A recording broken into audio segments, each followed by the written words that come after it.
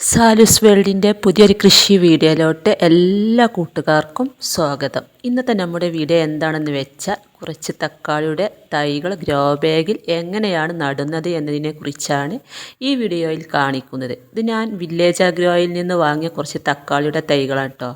ഇത് കുറ്റിത്തക്കാളിയാണ്. 4 തക്കാളിയാണ് ഞാൻ ഓർഡർ ചെയ്തിരുന്നത്. ഇത് 5 എണ്ണം ഉണ്ട് കേട്ടോ. അപ്പോൾ നമുക്ക് ഇത് എങ്ങനെയാണ് ഗ്രോ ബാഗിൽ നടുന്നത് എന്ന് നോക്കാം.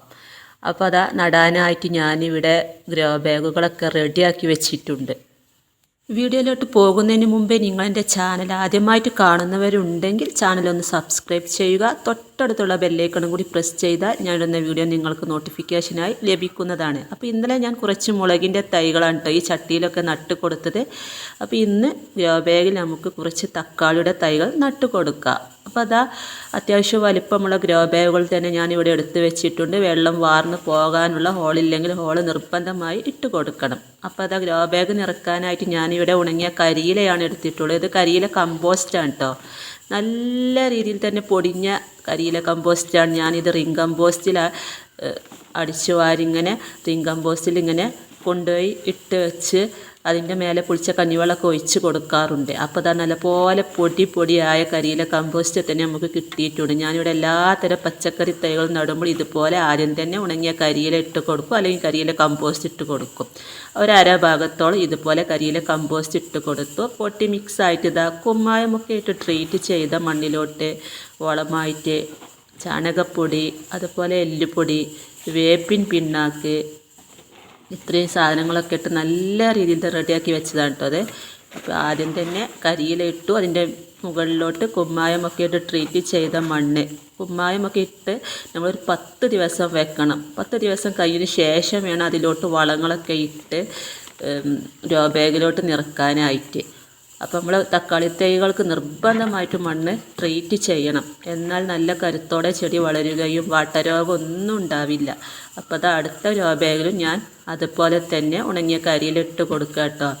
ഉണങ്ങിയ കരിയിലിട്ട് കൊടുത്താൽ ചെടികൾക്ക് നല്ല വായുസഞ്ചാരം കിട്ടുകയും ചെടികളുടെ വേര് ഓടാനൊക്കെ ഒത്തിരി നല്ലതാണ് ഈ ഉണങ്ങിയ കരിയില ഇങ്ങനെ ഇട്ട് കൊടുക്കുന്നത്. അതുപോലെ തന്നെ മണ്ണൊന്നും കട്ട പിടിച്ചു പോകില്ല. അപ്പോൾ അതുപോലെ തന്നെ നല്ല ചൂടായത് കൊണ്ട് തന്നെ ഉണങ്ങിയ കരിയിലൊക്കെ നമ്മൾ ചെടികളുടെ ചുവട്ടിൽ പുതയിട്ട് കൊടുക്കുന്നതൊക്കെ ഒത്തിരി നല്ലതാണ് കേട്ടോ. അപ്പോൾ നല്ല തണുപ്പും അതുപോലെ തന്നെ നല്ല ചെടികൾക്ക് നല്ല രീതിയിൽ തന്നെ ഒരു ഈർപ്പം നിലനിർത്താനൊക്കെ കഴിയും. ഞാനിപ്പോൾ ഒരു 4 ഗ്രോ ബാഗിലായിട്ട് ഉണങ്ങിയ കരിയിലയും പൊട്ടി മിക്സൊക്കെ നിറച്ച് വളങ്ങളൊക്കെ ഇട്ട് കൊടുത്തിട്ടുണ്ട്. ഇനി നമുക്കിതിലോട്ട് തക്കാളിയുടെ തൈ നട്ട് കൊടുക്കാം. തക്കാളിയുടെ ഒരുപാട് വീഡിയോ ഞാൻ മുമ്പ് ചെയ്തിരുന്നു. കാണാത്തവരുണ്ടെങ്കിൽ അതൊന്ന് കണ്ടു നോക്കണം. ഇഷ്ടം പോലെ തക്കാളിയുണ്ട് നമുക്ക് അതിൽ നിന്നൊക്കെ വിളവെടുക്കാൻ പറ്റിയത്. അപ്പോൾ തക്കാളിയുടെ തൈകൾ നട്ട് കൊടുക്കുമ്പോൾ അത്യാവശ്യം നല്ലപോലെ താഴ്ത്തി നട്ട് കൊടുക്കാനായിട്ട് ശ്രദ്ധിക്കുക. അപ്പോൾ ഇതാ തക്കാളിയുടെ തൈകൾ ഞാൻ ഗ്രോ ബാഗിൽ നട്ട് കൊടുത്തു. നമ്മൾ തൈകളൊക്കെ നട്ട് കൊടുത്തതിന് ശേഷം ഇതിനെ വെയിലത്തൊന്നും കൊണ്ടുപോയി വെക്കരുത്. ഒരു തണലുള്ളൊരു ഭാഗത്തോട്ട് ഇതിനെ വെച്ച് കൊടുക്കുക.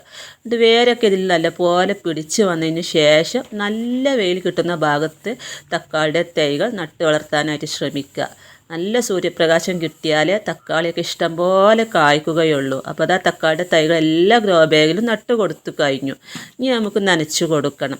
അപ്പോൾ ഞാനിവിടെ സ്യൂഡോമോണസ് ലായനിയാണ് കേട്ടോ ഇവിടെ എടുത്ത് വെച്ചിട്ടുള്ളത്. നമ്മൾ തൈകളൊക്കെ നട്ട് കൊടുത്ത് കഴിഞ്ഞാൽ 20 ഗ്രാം സ്യൂഡോമോണസ് 1 ലിറ്റർ വെള്ളത്തിൽ എന്ന കണക്കിലാണ്. അപ്പോൾ നമ്മൾ വെള്ളത്തിൻ്റെ അളവ് എത്രത്തോളം എടുത്തു അതിനനുസരിച്ച് സ്യൂഡോമോണസും എടുത്ത് ഇതുപോലെ കലക്കി ഈ ഗ്രോ ബാഗിലെ മണ്ണ് മൊത്തത്തിൽ നനയുന്ന രീതിയിൽ ഈ സ്യൂഡോമോണസ് ഒന്ന് ഒഴിച്ച് കൊടുക്കാം. വേര് ചീയൽ, അതുപോലെ തന്നെ മണ്ണിൽ നിന്ന് വരുന്ന കീടങ്ങളുടെ ആക്രമണമൊക്കെ ഇതിൽ നിന്ന് മാറിക്കിട്ടും സ്യൂഡോമോണസ് ഇങ്ങനെ ഒഴിച്ച് കൊടുത്താൽ. ഓരോ 10 ദിവസം കൂടുമ്പോൾ ചെടിയുടെ കടഭാഗത്തും ഒഴിച്ച് കൊടുക്കുക. അതുപോലെ ചെടിയുടെ ഇലകളിലൊക്കെ മൊത്തം ആവുന്ന രീതിയിൽ സ്പ്രേ ചെയ്ത് കൊടുത്താൽ നല്ല കരുത്തോടെ നമ്മുടെ ചെടിയൊക്കെ വളർന്നു വരും. അപ്പോൾ ഇന്നത്തെ വീഡിയോ നിങ്ങൾക്ക് ഇഷ്ടമായ ലൈക്ക് ചെയ്യാനും ഷെയർ ചെയ്യാനും കമൻറ്റ് ചെയ്യാനും മറക്കരുത്. അടുത്ത പുതിയൊരു വീഡിയോ ആയിട്ട് വരുന്നത് വരെ വീണ്ടും കാണാം.